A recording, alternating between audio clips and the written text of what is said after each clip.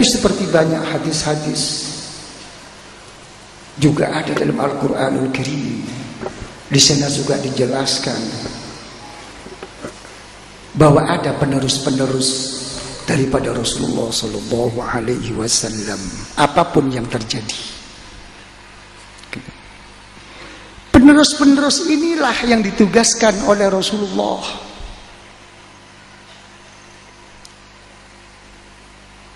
Dan penerus itu siapa? Penerus itu adalah orang-orang yang besar yang hidup di zaman kita.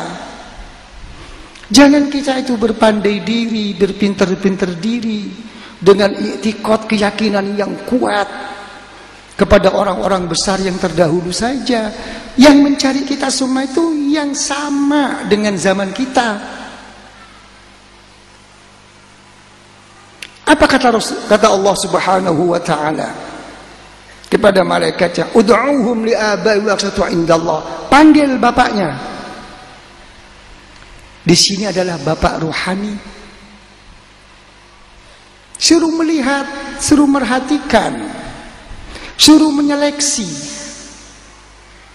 Apakah betul dia itu sebagai anaknya? Apakah betul itu sebagai muridnya? Apakah betul dia sebagai ininya? Kalau iya betul, suruh bawa. Terus bagaimana? Mereka yang lebih tahu. Huwa aqsatu indallah, dan lebih adil. Begitu demokrasinya dalam tuntunan ini. Tapi apa yang terjadi seperti kita ini? Banyak yang tertutup, mengakui adanya kebesaran seseorang dulu. Ya. Yang nomor 2, mengakui kebesaran orang, tapi mana? Ya. Yang ketiga, tidak mengakui sama sekali. Mau ngomong apa? Inilah hati orang yang ditutup oleh Allah, tidak mencapai suatu kesempurnaan. Ada kadang-kadang suatu pertanyaan, itu kan tidak sempurna aja kan, nggak masalah katanya. Ketidaksempurnaanmu itu bukan masalah, nggak ada masalah. Coba kamu pertimbangkan, kamu perhitungkan dengan apa kekurangan-kekurangan atau dosa-dosamu.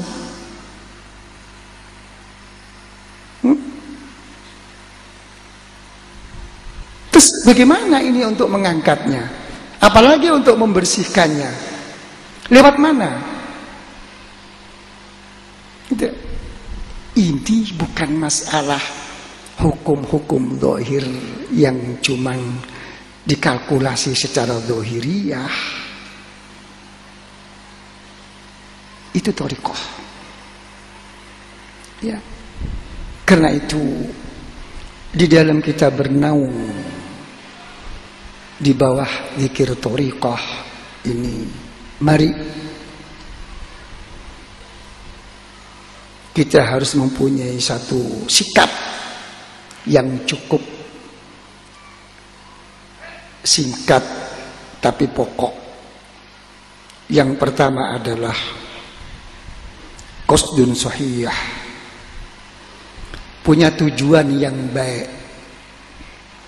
Apa tujuan baik? Wa anna ila rabbikal muntaha, hanya kepada Allah. Kita hanya ingin pada saat mau meninggal ada suatu terdengar firman daripada Allah, kita difirmani irji'i ila rabbiki radiyatan mardiyah fadkhuli fi ibadi wadkhuli jannati. Wahai nafsu-nafsu yang mutmainnah, bidzikrillah tatmainnul qulub, kembalilah engkau kepada Tuhanmu, Allahmu. Fadkhuli fi ibadi. Begitupun kita dididik oleh Allah. Apa firman Allah? Fadkhuli fi ibadi. Sehebat-hebat kamu, masuklah kamu di dalam lingkungan hamba saya. Baru wadkhuli jannati. Belum masuk surga, dimasukkan bertemu dengan hamba-hamba Allah dulu. Ya. Jalan untuk mencapai tujuan kepada Allah semata-mata, dudukkan kita serendah-rendah mungkin sebagai hamba Allah.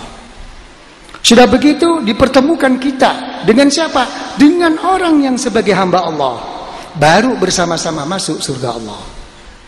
Bukan langsung seperti itu. Itu. Mari jadikan kita hamba Allah. Jangan dilarikan kemana-mana di dalam thariqah itu. Sesudah itu silahkan. Yang nomor 2 adalah sidqun sharih. Suatu kesungguhan yang jelas. Ya, seperti tadi yang saya sampaikan. Ada satu kekuatan, ada suatu dorongan, yang mana kekuatan dorongan itu berisi rasa cinta, berisi rasa rindu kepada Allah Subhanahu wa ta'ala. Tapi kita tidak bisa mau berangkat sendiri. Disinilah kita memerlukan seorang pembimbing, seorang penuntun. Di kulli qaumin had, kata Allah. Setiap orang itu mesti harus ada petunjuk. Tidak ada mau berangkat sendiri.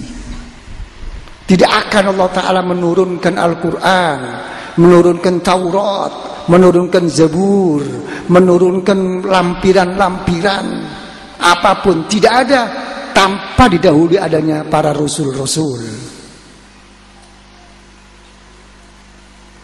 Nabi Musa yang begitu hebat, ya, sampai dia bisa bicara sama Allah di Gunung Tursina, masih mencari Nabi Khidir. Apa Rasulullah itu tidak cukup kuat, tidak cukup hebat untuk menerima apapun daripada Allah? Cukup. Tapi begitu turun ke dunia sebagai tempat sabab, sebagai tempat jembatan, maka beliau pun memerlukan malaikat Jibril. Itulah bimbingan daripada Allah. Ini adalah suatu tab'an wa syar'an. Gitu. Yang jelas. Yang nomor 3 adalah adabun maliyah. Mempunyai suatu perilaku, mempunyai suatu pembawaan yang manis dan indah. Ya. Di dalam apapun. Cukup kalau itu sudah kita pegang, insya Allah kita akan dibuka oleh Allah Subhanahu wa ta'ala. Dibuka oleh Allah. Ya, terbukanya hati itu tidak cukup hanya satu, banyak. Terbuka itu orang bodoh jadi alim. Begitu orang jadi alim, tinggal ada futuh. Dibuka apa enggak? Futuh fil ibadah. Ada orang tuh dibuka, mendapatkan taufik hidayah, bisa berangkat ibadah kepada Allah. Begitu sudah bisa ibadah kepada Allah, ada futuh lagi, akan dibuka hatinya oleh Allah. Apa?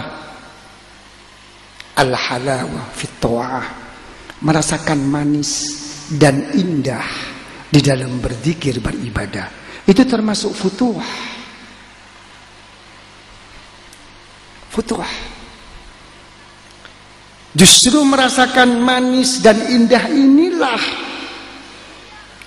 sebagai tolak ukur kekuatan orang yang mulai bisa mendekat kepada Allah Subhanahu wa ta'ala. Tapi kalau ini tidak bisa, jangan berharap. Jadi itu tujuan kita, supaya hadir hati kita, supaya khusyuk, supaya kita itu dekat kepada Allah.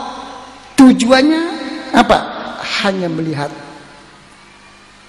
di dalam hati ini ada satu rasa manis dan indah. Tapi kalau sudah merasa manis dan indah, jangan dicari kemanisan, keindahan itu sendiri. Berarti itu sudah tidak karena Allah. Karena banyak kadang-kadang orang itu salah di dalam mendudukkannya. Kenapa? Saya kemarin berzikir bisa menangis, bisa seperti ini, seperti itu. Ini dapat 3 hari saya berzikir beribadah.